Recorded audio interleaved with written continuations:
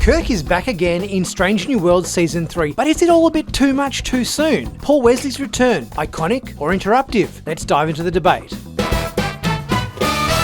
Well, hey everyone, I'm Nick and welcome back to Sci-Finatics. Well, with Season 3 of Star Trek Strange New Worlds just around the corner, I thought I'd pose the question about the ongoing and recurring appearance of Paul Wesley as James T. Kirk. We've obviously had quite a few appearances of Paul Wesley as Kirk in the preceding 2 seasons, but with his appearance in Season 1's finale and his appearance in practically a third of all episodes in the previous season, and also what we've seen coming up in the trailers for upcoming Season 3 episodes, it's starting to feel a little bit to me like, are we getting too much Kirk too soon?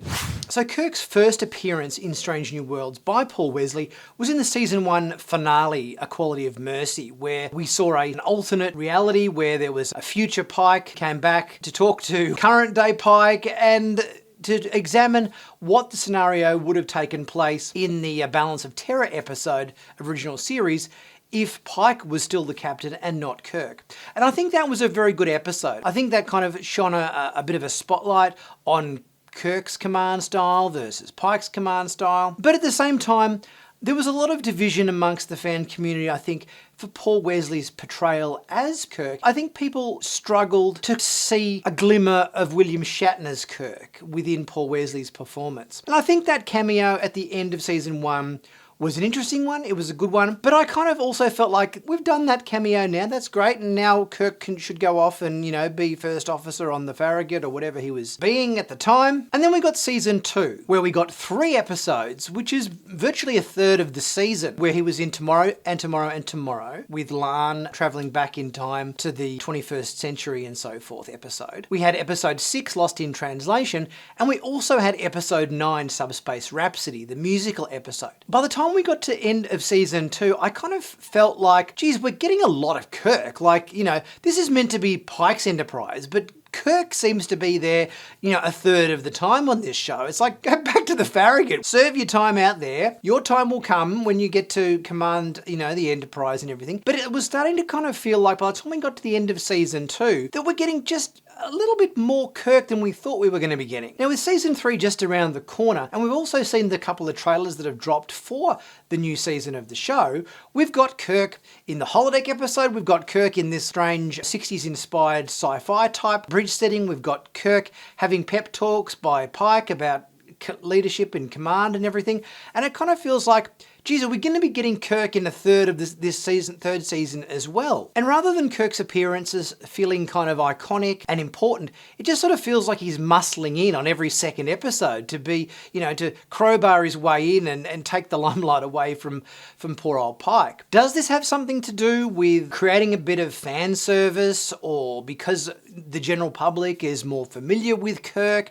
they figure, let's bring Kirk in more times, in more episodes as a kind of a panic to boost ratings? And by doing so, are we kind of missing a chance to fully explore Pike's arc before it kind of gets overshadowed with Kirk's takeover of the Enterprise? There was a bit of pushback when Paul Wesley took the reins of Kirk, where people sort of likened Paul Wesley, I think, to more like a sort of a Jim Carrey looking kind of actor, which isn't unreasonable considering Jim Carrey played Kirk in an episode of In Living Colour. Perhaps Wesley's performance of Kirk lacked the charisma and sharpness of Shatner's interpretation. Paul Wesley's Kirk is maybe a little bit more introspective, a bit more restrained, which I think fans look at and they think, well, not only does Paul Wesley not physically resemble anything like Shatner, like he's a lot slimmer than Shatner, he's a lot taller than Shatner. Shatner was shorter, stockier, he had a certain spark, a certain bravado, and I don't think a lot of that performance comes through in Wesley's performance as Kirk. Not to mention the fact that Kirk was meant to be about 34 in the first season of TOS, which means that during Strange New Worlds, he should really be like in his very late 20s or 30s at the most. And Paul Wesley is 42 years old, so it feels like he should be a lot younger than he is. And if you compare Chris Pine's performance as Kirk in the Kelvin Universe Star Trek films, I think generally speaking, fans were able to see a lot more of Shatner in Chris Pine's performance. They were able to look at Chris Pine's performance and go, yeah, I can kind of see more of Shatner in his performance. And if you compare it to other characters, for example, you compare Ethan Peck to Leonard Nimoy, and also for that matter, Zachary Quinto. All these actors who have embodied the Spock character, you can look at Ethan Peck's performance. You can look at Ethan Peck physically. You can look at, even more so, Zachary Quinto's, his look, his performance. And you can see something in his performance which goes, yes, I can definitely see Leonard Nimoy in these actors. And to a certain extent as well, Celia Rose Gooding's performance as Uhura as well. Maybe even a little bit more so than Zoe Saldana's. And I think that's all that fans want to see in the portrayal of Kirk in Strange New Worlds. Shatner's performance as Kirk was iconic, and it's beloved by all fans. And I think people just want to see a glimmer of that in Paul Wesley's performance. And when you look at other TV shows and movies where they've had to cast a younger actor to play a younger version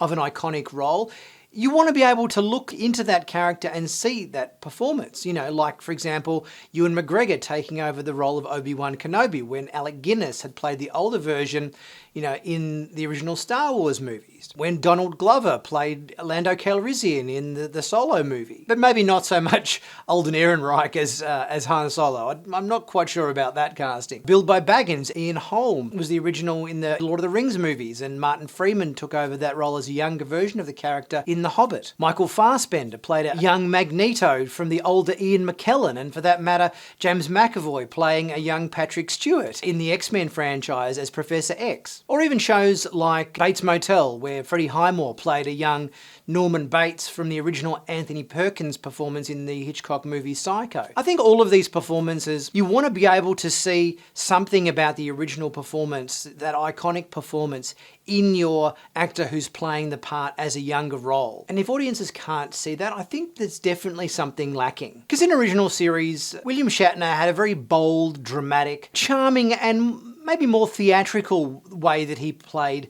Kirk. And Chris Pine kind of encompassed this a little bit more in the Kelvin timeline movies with a bit more of a brash, reckless, high energy and emotional performance in the role. But Paul Wesley in Strange New Worlds does Kirk in a more subdued, more thoughtful and more introspective way, which seems a bit more of a departure from the original character. Similarly, William Shatner's performance, I think, has always had that sort of stylized speech pattern. The pauses, the commanding presence. And Chris Pine kind of adopted that a little bit more in that kind of fast-talking, witty and emotionally raw way that he played Kirk. But Paul Wesley's Kirk tends to be more calm, more softly spoken and deliberate, which seems again more of a departure from the original character. Shatner's Kirk was a confident leader and an intuitive strategist. Chris Pine portrayed this more as a kind of a rebellious genius, had more of a self-destructive streak perhaps, but Paul Wesley is more analytical, more respectful, and a quieter presence on screen. I think Chris Pine, in terms of portraying Kirk, definitely captured Kirk's swagger,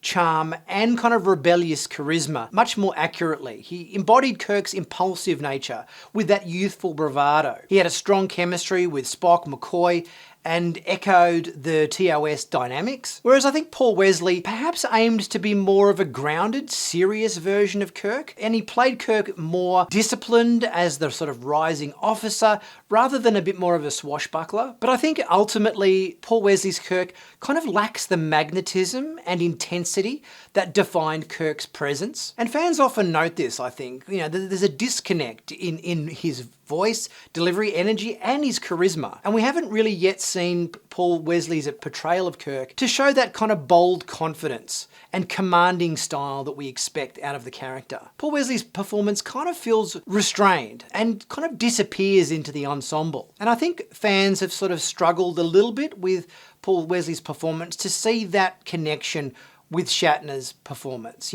His energy, his vocal cadence, his mannerisms, which differs so much from Kirk's original performance that it feels more like a completely new character than a younger Shatner. So I think from that perspective, Chris Pine's performance as Kirk was probably more entertaining and accessible to modern viewers, and especially new fans, whereas I think Paul Wesley's performance is kind of trying to be subtle and serious, and this can sometimes come off as kind of bland or disconnected from Shatner's iconic persona. But what do you guys think? Leave your thoughts in the comments section and we'll get chatting about it. If you haven't subscribed to Sci-Finatics yet, please don't be scared to do so. Click on that big subscribe button to stay current and up to date with all the latest Star Trek news on YouTube. And be sure to check out my merch in the merch store, where there's always a sale and bargains going on there for a t-shirt or a hoodie or a mug or a cap or a sticker. Some great designs and always at very reasonable prices. I'll be back very soon with the next video. I'll catch you guys soon.